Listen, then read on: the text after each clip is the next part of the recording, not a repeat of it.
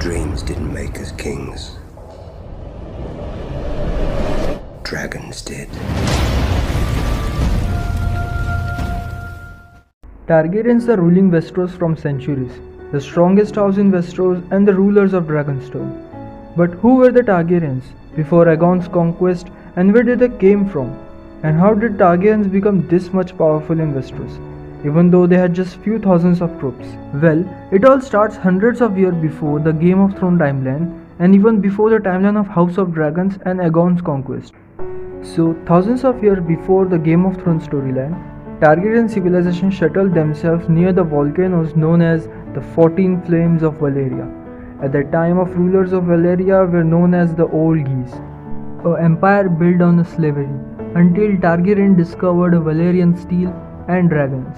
They trained them and used them as a weapon of war against the Old Geese. Now, fast forward to 400 years ago, Targaryens managed to make their own kingdom in Essos, Valyria, the capital of Targaryen dynasty.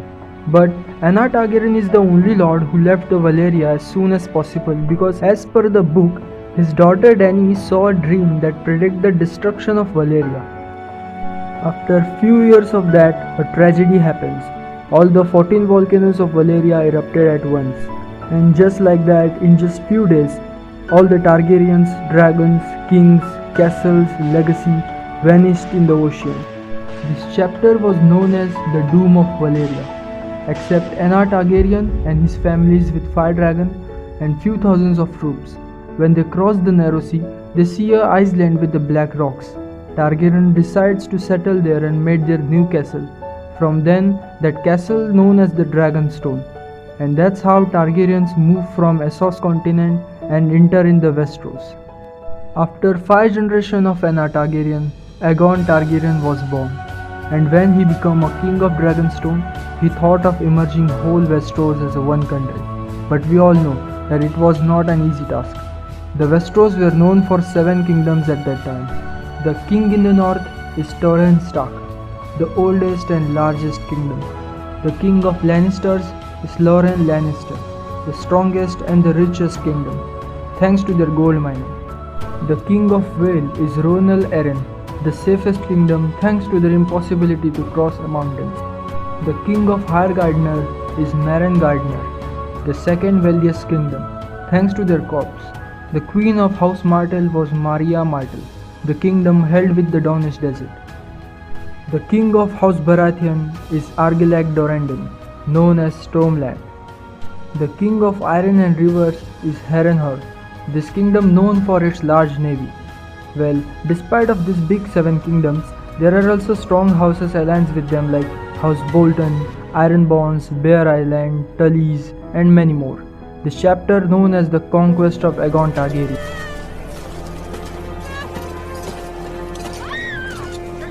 What kind of fire melts stone?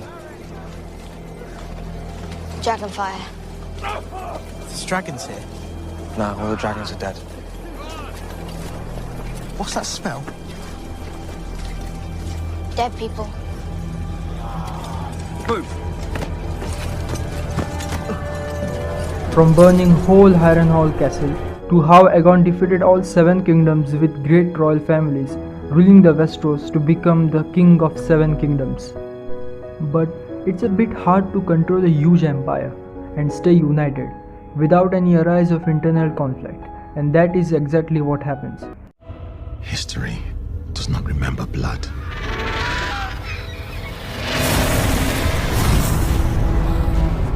It remembers names. Few years later, after some generation of Aegon Targaryen, a new civil war begins between Targaryens for the throne of 7 kingdoms. In 2011, George R.R. Martin released a new storyline novel The Dance of the Dragons, also known as the Blackfyre Rebellion. The Dance of the Dragons was an incident of a civil war during the Targaryen rule of the 7 kingdoms, a war of succession between Aegon II and his half-sister Rhaenyra over their father Viserys I's throne. Well, we all expect that the newly released trailer teaser of the House of the Dragon are supposed to be this storyline, and as per the trailer, Lord of the House Valerion and many new royal families we're gonna see in this upcoming show. In the Dance of the Dragons, 5 Blackfyre Rebellion held, All 5 Blackfire Rebellion has been lost against the Targaryens, and every Blackfire Rebellion battle has its own separate story. The logistics and the strategy of battles and politics. Every Game of Thrones fans here have to know the third Blackfire Rebellion battle is connected to Winterfell. After several decades of Targaryen ruling empire, the fall of House Targaryen is near, is most because of the Aerys Targaryen. People call him the Mad King. After the death of Prince Rhaegar Targaryen in one-on-one battle with Robert Baratheon, there is no hope left for the Mad King. Before Robert Rebellion marched to south, Lannister already surrounded the King's Landing. Before the Mad King was killed by his own Kingsguard, he already shifted his children safely to Essos, Daenerys Targaryen and Viserys Targaryen. And that's how the Game of Thrones storyline begins. Until now, we all know only 2 Targaryens are alive, Jon Snow and Daenerys Targaryen. But does that mean this is the end of Targaryens? Nope. For that, we have to wait until George R.R. Martin releases his next novel, The Winds of Winter, that he has been writing from last 12 years. Well, this is the origin of Targaryens as per novel, because whatever we see after season 5 in Game of Thrones, it didn't exist in novel.